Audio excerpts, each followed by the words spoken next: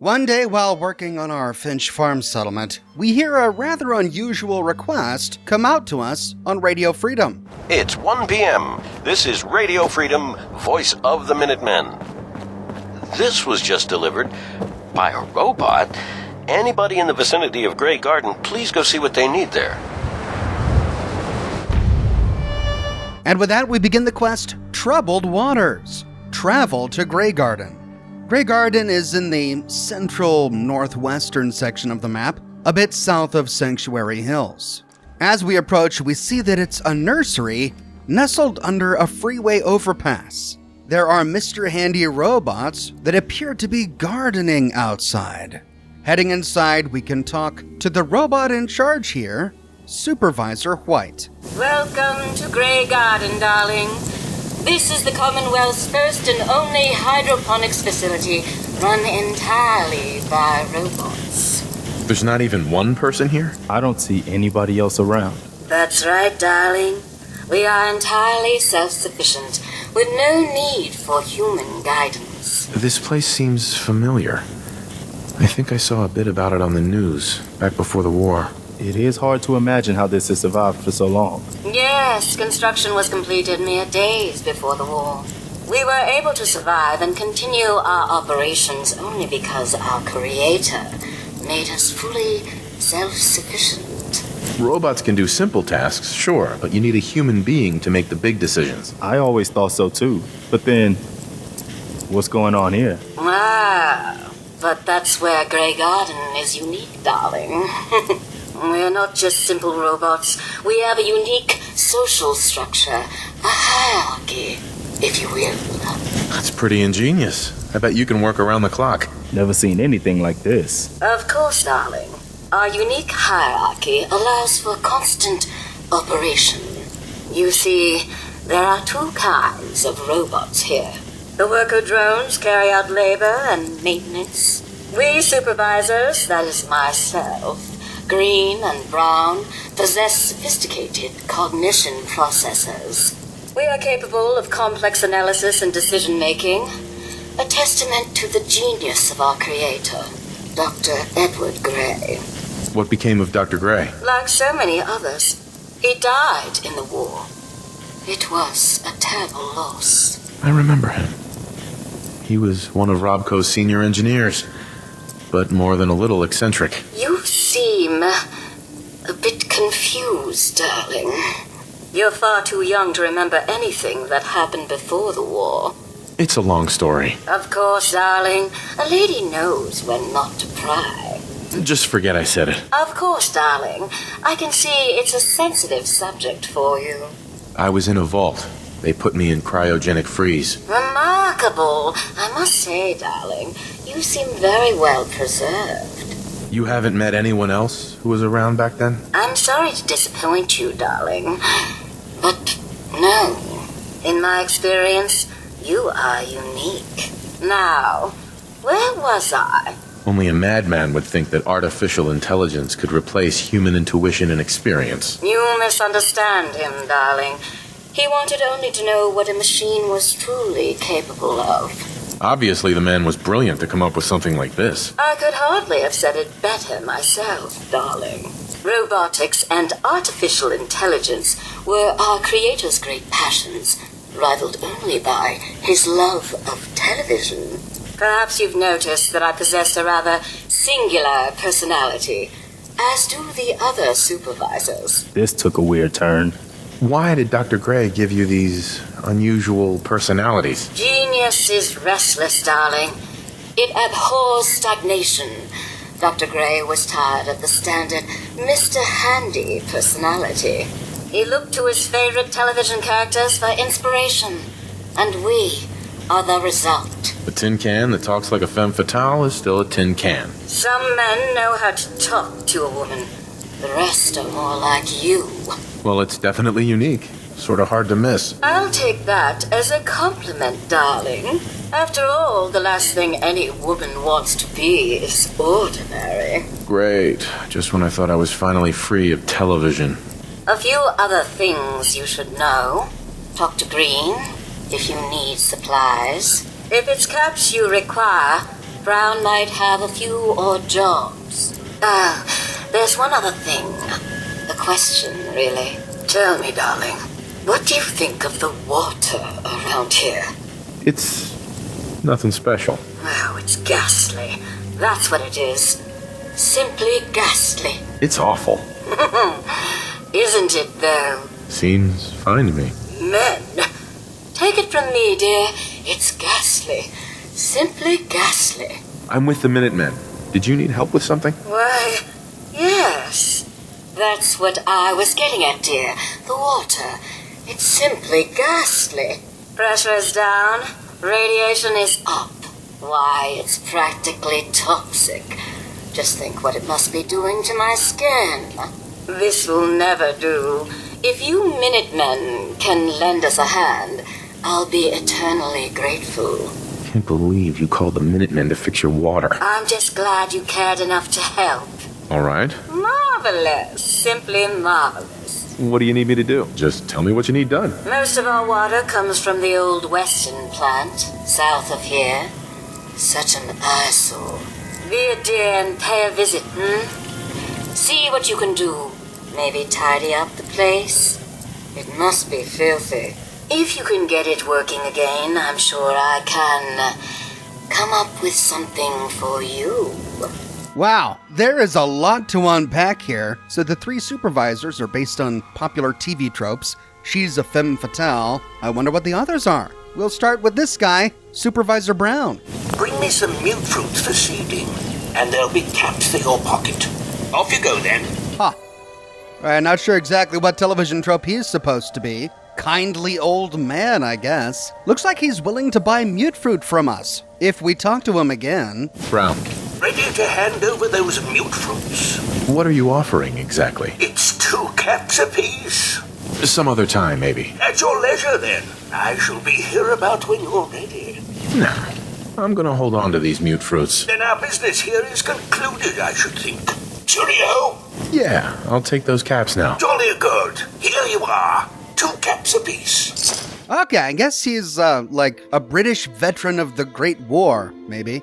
Unlike with Lucy at Abernathy Farm, we don't find a charisma check option to convince him to pay us more. The most we can ever get out of him is 2 caps per mute fruit. And the existence of this greenhouse is very strange from a lore perspective, because every other Mr. Handy in the game doesn't know that the apocalypse has happened. Even Codsworth had a hard time processing what really happened, and when we've stumbled upon other Mr. Handys that talk to us about money, they still want pre-war money, like the Mr. Handy inside the bowling alley. But these Mr. Handys are fully aware that the war happened, and that caps is the new currency. But she said there were 3 supervisors. We find the third tending the mute fruit. This is Supervisor Green. If you're looking to trade, then let's make a deal! Green. Green's the name, and trading's the game. Ready to bargain in the garden? What have you got? If you act now, you can choose from one of these fabulous prizes. All the arms and ammunition you can get your hands on, plus medical supplies and general goods. It's a bonanza! Not right now. Sounds good. As a merchant, Green has a meager inventory. Most notably, he has shipments of scrap and just over 300 caps to barter with. Sounds like he was modeled after a pre-war game show host. And if we mention this to him... You sound like a game show host. That's the correct answer! Well done! Ladies and gentlemen, should we tell the lucky contestant what fabulous prize he's won? You've got a serious malfunction, robot. Ha ha! What a kidding! What did I win exactly? Sure. Okay. Okay, show me what I won. Right this way, please. Let's take a look at your fabulous prize. He leads us south down the hill towards the ruined overpass and stops at a rusting hulk. Supervisor Green. It's a brand new car! Wow! Now, if you've already got the latest in sleek, stylish, atomic-powered automation, you can also take your winnings in the form of a cash prize. How does 100 caps sound? Those are my only choices? You are one tough customer, I don't mind telling you. So, what'll it be? You've lost it. I've had enough of this. I'll take the cash prize. Here you go. And if you want to use your winnings to make a few purchases from Robco, we certainly won't complain. Ha ha! Well, it's been a real pleasure. Thanks for playing. Or we can try to pass a charisma check to ask for more. And if we fail... I've got an idea. Let's make a deal. Oh, I'm sorry, but you've pushed your luck just a bit too far. I'm afraid 100 caps is all I can offer. Here you go. But if we succeed... I like it. How about 150 caps? we can again try to ask for more. Tempting. But can you do a little better? Whoa! You're really looking to push your luck, aren't you? All right, 200 caps it is. I should warn you, asking for more could lead to disqualification, so you might want to stop right there. And if we succeed, we can ask for even more. But if we fail... Come on. A new car is worth more than that. Oh, I'm sorry, but you've pushed your luck just a bit too far. Despite his previous threat, we don't get disqualified. At least we get 100 caps. But if we succeed... You could sell ice cubes to Eskimos with those powers of persuasion. 300 caps is the best I can do. It's all yours. Well, it's been a real pleasure. Thanks for playing. And with that, we get 300 caps. What's interesting about that exchange is he tried to convince us to spend our caps on Robco, a pre-war company which no longer exists, and at the time it did exist, used dollars, not caps, as currency. So, this guy at least is still a little befuddled. Also, the Mr. Handy and Miss Nanny line were created by General Atomics, not Robco. Why would a General Atomics robot be urging you to spend your money with a General Atomics competitor like Robco? I think this is one more piece of evidence that before the war, Robco and General Atomics worked closely together. General Atomics was an industry innovator coming out with their Mr. Handy in the 2030s, but it was Robco that really dominated the robot space, coming out with more advanced robots like the Protectron, the Assaultron, and the Sentrybot decades later. It's likely that the military is responsible for causing General Atomics and Robco to work together at this time. After all, it was General Atomics in conjunction with Robco that led to research on the RoboBrains and the creation of Liberty Prime. This is further emphasized by a plaque we find at the Museum of Technology in the Capital Wastelands during the events of Fallout 3, where we find an exhibit that's sponsored by both Robco and General Atomics together. This is further solidified by the tour that we can get at the RepCon facility in the Mojave Wasteland during the events of Fallout New Vegas, which flat out says that Robco was responsible for the Mr. Handy, which of course is only partially true. At any rate, we now have to figure out this water situation. The Weston Water Treatment Plant is really close. To find it, we just follow the road southwest from the Greentop Nursery until the road is flooded and broken. Here we find the water treatment plant swarming with super mutants. We also often find either Brotherhood of Steel or Gunners fighting super mutants at this location. This is one of the few places where we are almost guaranteed to find Gunners using vertebrates, showing us that the Gunner mercenary faction has access to some pretty impressive pre-war technology.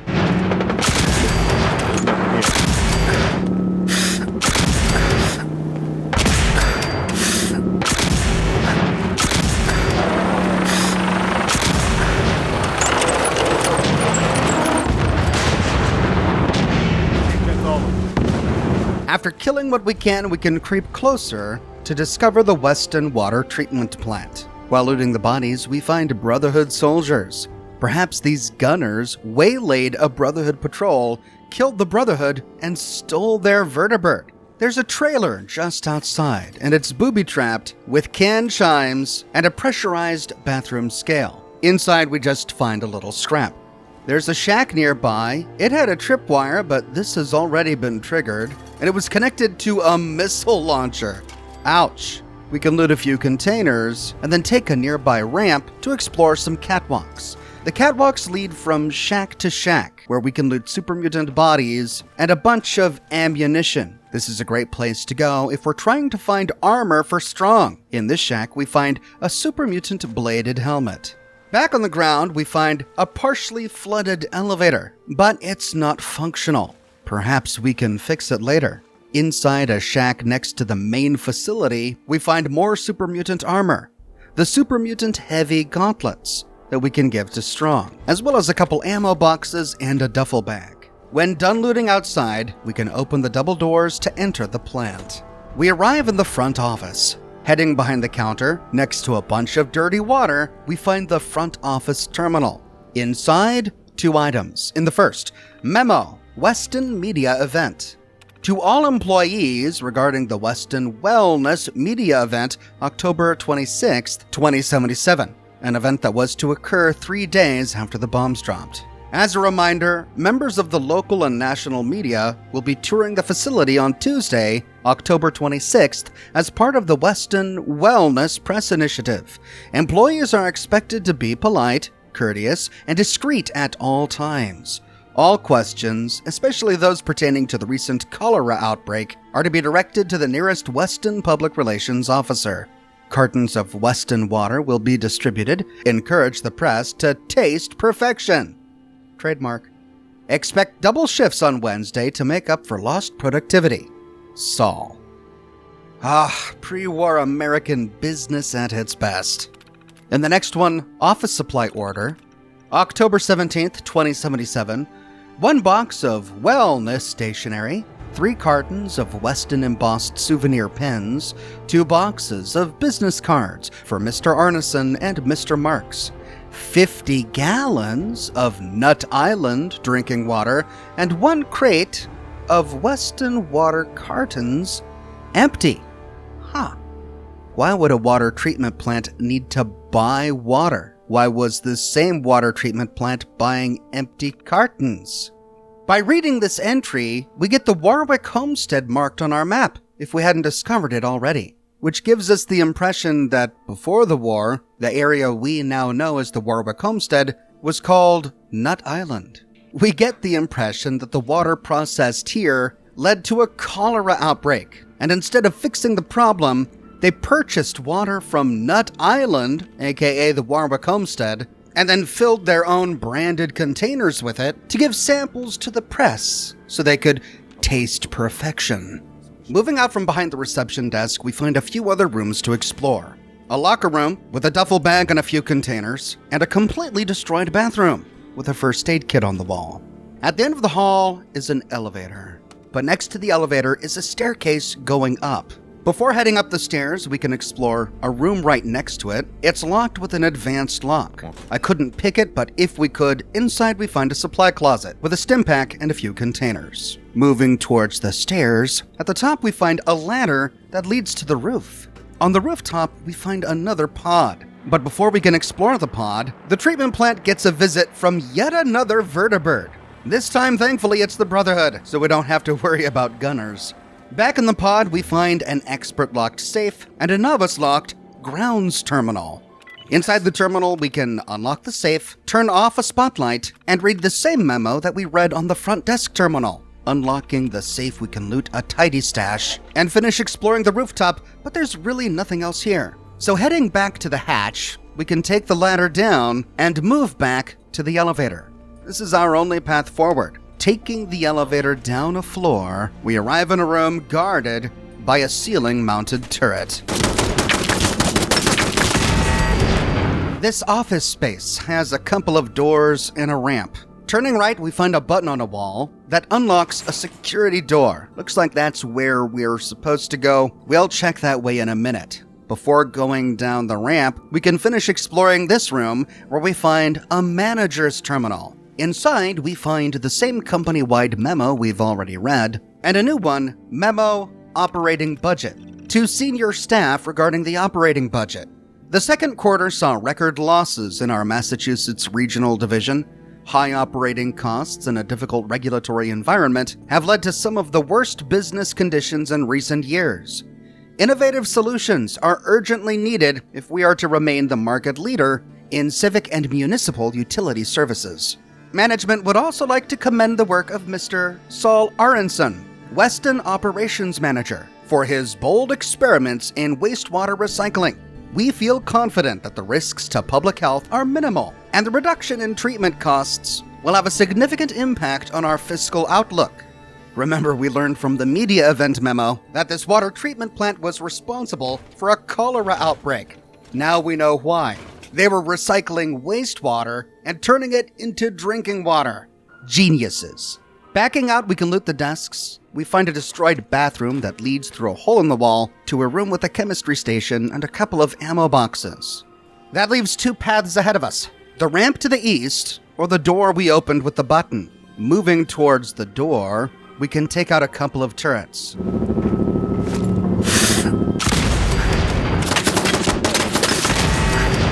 We arrive in a floating pod overlooking what appears to be a generator room. On a filing cabinet in this pod is a copy of Picket Fences. Yes. You've collected an issue of Picket Fences. You're now able to build patio furniture at settlement workshops. And next to it, we find the facilities terminal. Inside, we could turn off the turrets, but they're already destroyed. Read the same company-wide memo, but we also find a new one, Facilities Log. Inside, we find 4 entries. In the first, October 18th, finished waterproofing upgrades to the turret defense system. Initial tests seem promising. The new sensors should shut them down if the place gets flooded out again. I'll just be grateful if they don't short out every other week. In the next one, October 19th, well, they work. Emmis was cleaning the sedimentation tank and forgot to close the intake valve again. Big gusher. Turret 4 snapped shut before it took any damage, then popped back out as soon as they got the valve closed. Good as new. Too bad about Emmis, though. In the next, October 21st, routine maintenance on the flood control pumps. Not that they needed it. Central may have skimped on everything else, but those things will last forever. And in the final one, October 22nd. Saul's throwing some kind of press junket on Tuesday. Whole staff will be working overtime Monday to tidy up. Told them I needed the day to reprogram the turret system so it didn't shoot the guests. 10 minutes on that, and I can spend the rest of the day doing something more productive. Red Menace? So for some reason, a water treatment plant invested a ton of resources into wall and ceiling mounted turrets that could retract into waterproof pods in the walls in case of flooding. I guess that's this terminal's way of telling us that we're about to encounter a lot of turrets. So, we'll go ahead and disable all turrets from this terminal, just in case. Next to the terminal is an expert-locked safe. I couldn't pick it, but if we could, we find some randomized goodies. Out from the pod, we see a ramp going down to the generator room. But we saw from the window that it was locked with a security door. Let's figure out a way to open that door first. Turning back into the previous room, we can at last take the ramp down. And this leads us to a partially flooded room, hence the need for waterproof turrets. The button on the wall doesn't work. It won't open the door because the room is flooded. So, moving north, we find a control station. Flood control station number 1. Alert! Flooding has been detected in the main chamber. Bulkhead doors have been sealed to minimize damage to the facility. Alert! Unable to connect to the emergency flood control pumps. Manual operation may be required. Alert! The main pump station is operating at reduced capacity due to flooding. We can try a system diagnosis. Main power off, secondary power supplies 27%, security system disabled. Pump status, main pump normal, 79% capacity. Flood control pumps active, 0 of 4. Pump 1, error, and all the way down the line. So we've got to turn on these flood control pumps. To do so, we can read some operating instructions. Mark 6 Industrial Flood Control System Operating Instructions. This facility has been equipped with 4 Mark 6 emergency flood control pumps. This fully automated water removal solution should keep your facility secure and dry for decades to come. In the unlikely event of a major flooding incident, a Mark 6 pump that has been fully submerged in water may stall. To restart the pump, use the automated software on this terminal, or locate the pump control switch near the pump and flip the breaker. This will activate a secondary motor, which should clear the jam and return the pump to normal operation. Alright, sounds easy enough. Let's first try using the automated software on the terminal. Selecting Flood Control Pump Operations. Accessing Flood Control Pump number 1, error 109. Unable to connect. Please contact a technician for repairs. In the event of an emergency, locate the pump control switch nearest the pump and use it to perform a manual restart. Alright, so the automated software isn't working. Looks like we've got to try a switch. Thankfully, to the left, nearby, we find a pump control switch. And activating it,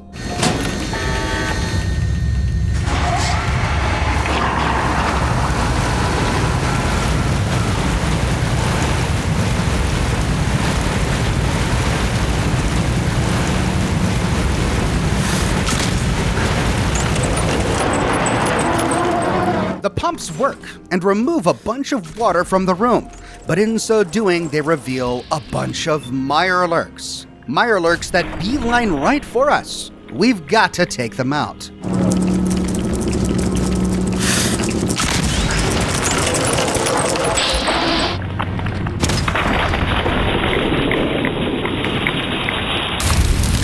We can now explore the catwalks in this room, but now I think we understand why the door in the previous room was locked with a security door. Heading back that way, we can go down into the generator room, push a button on the wall, and sure enough, the door opens. It leads to a hallway connecting to a large double door that we can again open with a button.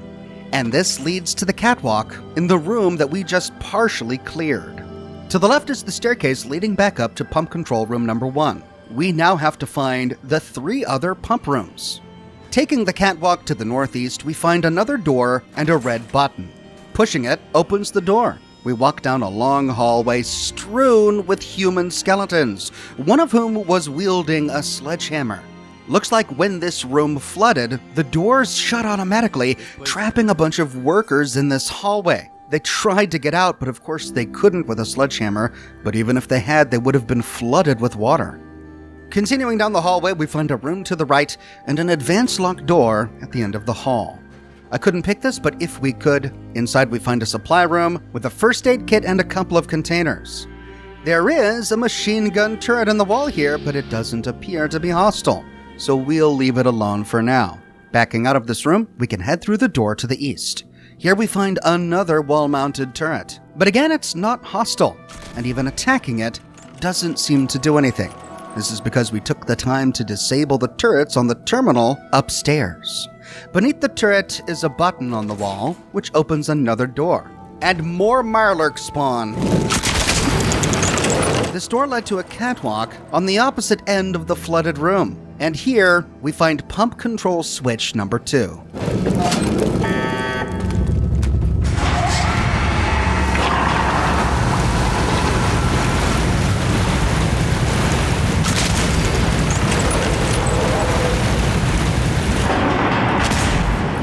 I got something over here. I knew it. We got most of them, but there are some that are out of range. Heading back through the hallway, we can re-emerge in the room and try to get a better vantage point.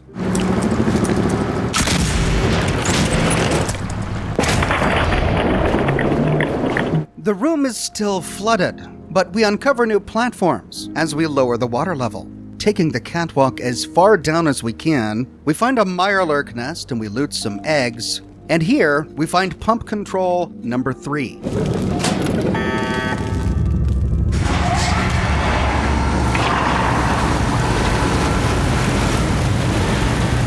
Embedded in the pillars are 2 wall-mounted turrets, which popped out as soon as the water level revealed them. Thankfully, because we turned off the turrets from the terminal, they don't attack. We are almost done. We've revealed an earthen floor, but there are still a couple of puddles of water down there. Heading all the way back to the other side of the catwalk, we find a staircase that leads to the ground floor. But embedded in this muddy dirt are a bunch of Mirelurks. As we creep across the floor, we've got to kill them while looting their eggs.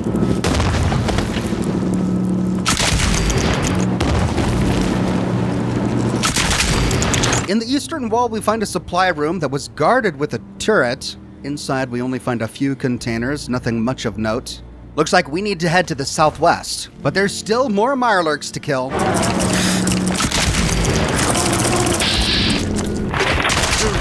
With the Mirelurks dead, we arrive at the final flooded portion of the treatment plant. and we see a double door against the southern wall that can't open until we remove this water. Peering through a window, we see the next switch, but the path to get there is partially flooded. So wading through the water, we swim through a door leading to a staircase that brings us up to the switch we saw through the window. And here we can flip pump control switch number 4.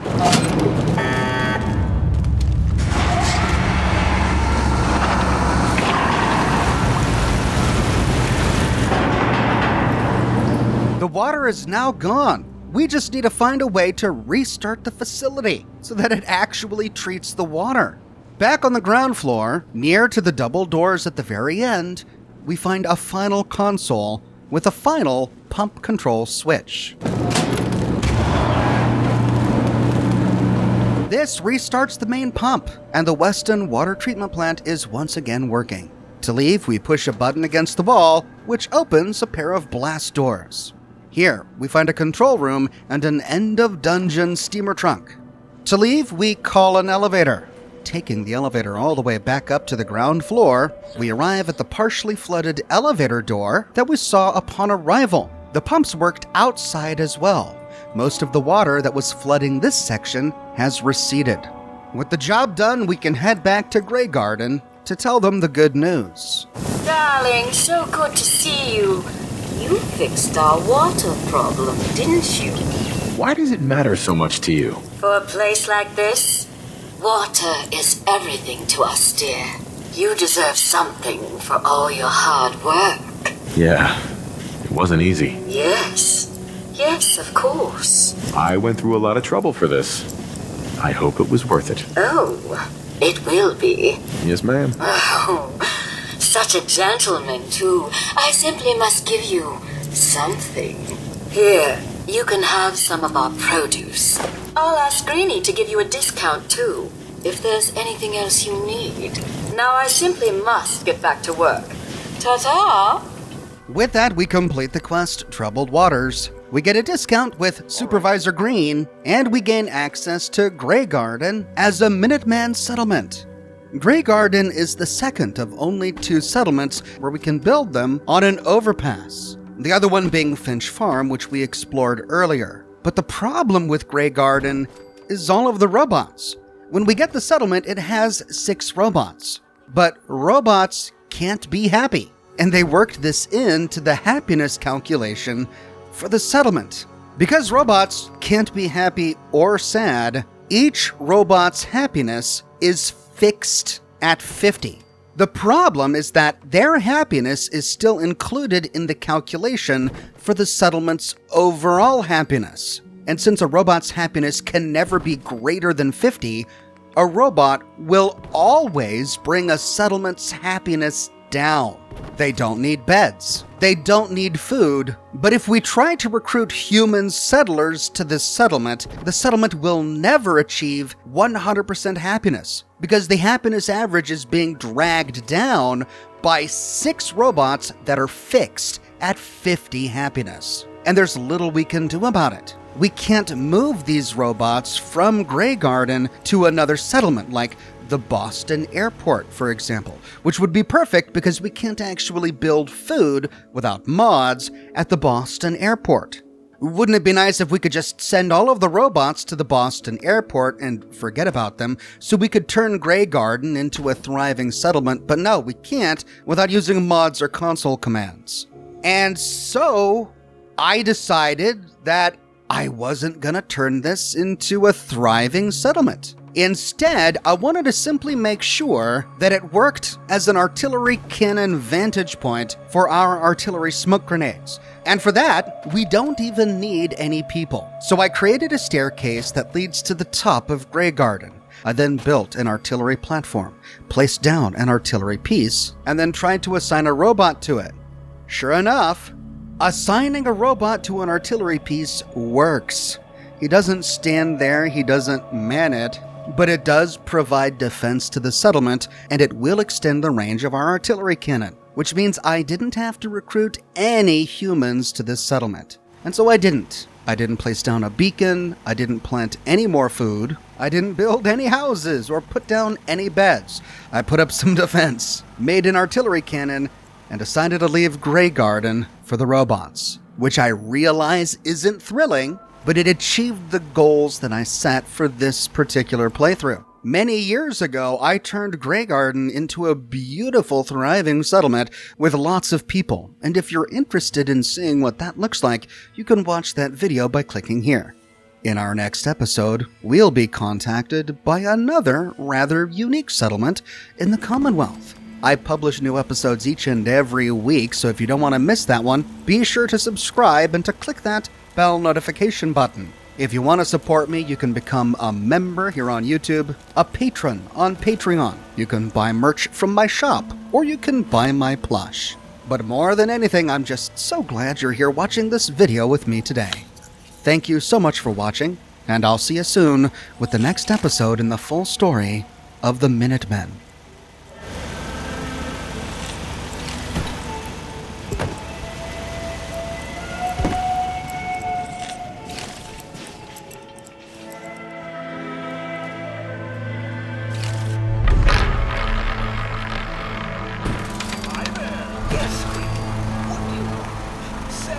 I was wondering if you could get your hands on some motor oil next time a trader comes through. One of Unit 771's manipulator is getting in. Well, we can't. Rest assured. Well, that would be just swell. Isn't it a great contest, ladies and gentlemen? I'm afraid that's all the time we have for now. Thanks for watching, and come see us again soon. Yes.